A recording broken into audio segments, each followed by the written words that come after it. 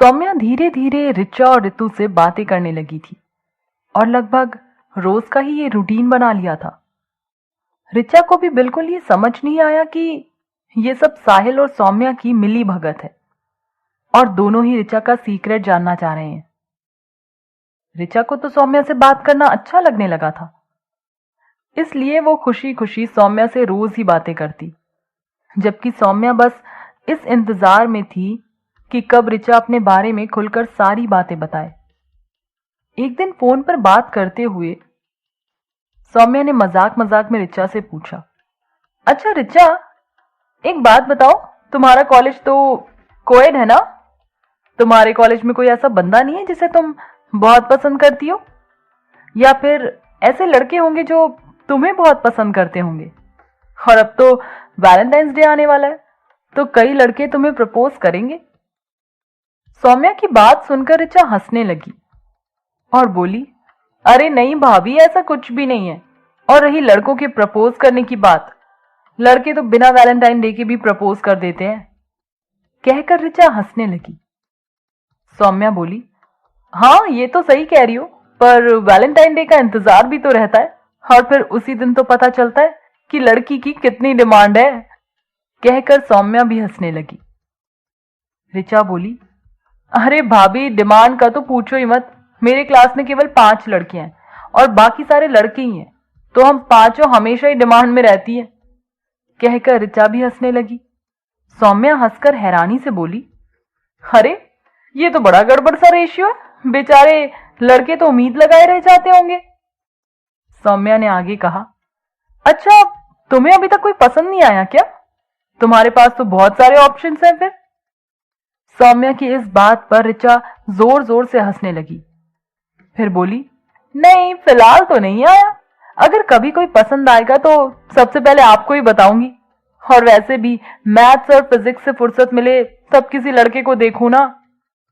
रिचा की बात पर सौम्या ने भी हंसकर कहा, हाँ यार, ये तो सही कह रही हो। मैथ्स, फिजिक्स, केमिस्ट्री, इन सब्जेक्ट्स को तो जितना पढ़ो उतना ही कम लगता है और फिर इतना टाइम नहीं रहता कि हम किसी और पर भी ध्यान दे पाएं। ऐसे ही बातें करती करती सौम्या हर दिन रिचा के और करीब होती जा रही थी और उसकी अच्छी दोस्त बन गई थी। मगर फिर भी रिचा ने आज तक उसको ऐसी कोई बात कभी नहीं बताई कि उसकी लाइफ में कुछ चल रहा है। सौम्या ने मन में सोचा कि डायरेक्ट पूछ लूं, फिर ये सोचकर रह गई कि कहीं रिचा ये ना सोचे कि भाई ने भाभी को सब कुछ क्यों बताया, और हो सकता है साहिल को जो लग रहा है वैसा कुछ ना हो। इन्हीं विचारों में उलझी सौम्या रिचा का राज जानने की कोशिश में लगी हुई थी। फिर सौम्या ने सोचा, क्यों ना वैशाली से पूछकर कुछ राय ली जाए, शायद वो कुछ ऐसा आइडिया बताते जिससे मैं रिचा के मन की बात जल्दी से जान जाऊं। ऐसा सोचकर सौम्या ने अगले दिन वैशाली से बात करने का मन बना लिया। अगली सुबह वैशाली सौम्या को बुलाने आई तो सौम्या ने कहा, अच्छा सुन, अपनी स्कूटी से ही क्यों ना चला करें, आने जाने में टाइम भी कम लगेगा और वापसी में अगर कहीं जाना हो साथ में तो वहीं से हो भी आया करेंगे। पैदल या ऑटो के चक्कर में कहीं नहीं जा पाते हैं। सौम्या की बात सुनकर वैशाली बोली, क्या बात है मैडम, तुझे अभी भी मैं याद हूं? मुझे लगा कि अब तो तू हर जगह अपने साहिल को ही साथ ले जाएगी। सौम्या वैशाली से बोली, ऐसा क्यों बोल रही है? और याद करने की बात तो आती ही नहीं है, मैं तुझे कब भूल गई, रोज तो तेरे साथ ही जाती हूँ कॉलेज। वैशाली तुनक कर बोली, हाँ जाती तो है, पर रहती साहिल के ही ख्यालों में है।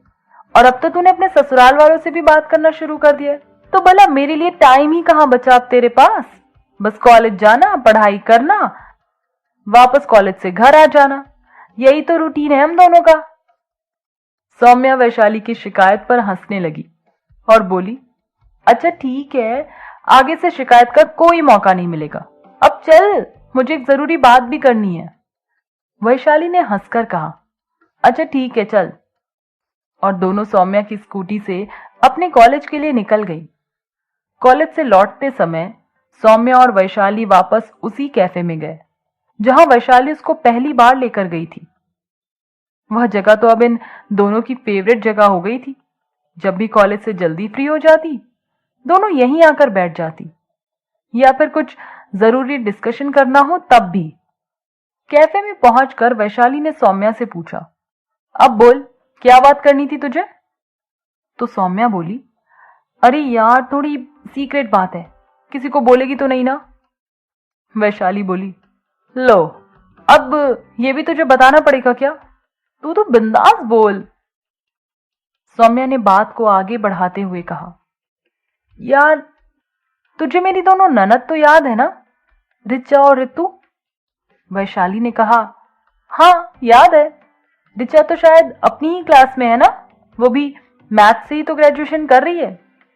सौम्या ने कहा, हाँ हाँ वही, मुझे ऐसा लग रहा है कि उसकी लाइफ में कुछ गड़बड़ चल रही है। ऐसा कहते हुए सौम्या ने पूरी बात वैशाली को बता दी। वैशाली पहले तो ध्यान से सारी बातें सुनती रही, फिर हंसकर बोली, तू और साहिल ना कुछ ज्यादा ही दिमाग लगा रहे हैं। अरे ये उम्र ही ऐसी है, होगा कुछ भी, उसकी लाइफ में इंटरफेयर नहीं करना चाहिए तुम दोनों को। वैशाली की बात सुनकर सौम्या कुछ सोचते हुए बोली, वैशाली तू सही कह रही है, माना नहीं करना चाहिए, लेकिन साहिल को परेशान देखकर मुझे लगा कि मैं साहिल की थोड़ी हेल्प कर दूं। देख अगर प्यार व्यार का कोई चक्कर है तो उसमें छुपाने जैसा कुछ भी नहीं है। रिचा मुझे आराम से बता सकती है, इतने दिन से मैं उससे बात कर रही हूं और उसने मुझे आज तक इस तरह का कोई भी हिंट नहीं दिया, यानी कि वो बताना ही नहीं चाहती, तो कुछ तो है ना। वैशाली फिर बोली, सुन, ज्यादा जासूस बनने की कोशिश मत करो, उसको उसके हाल पर छोड़ दो।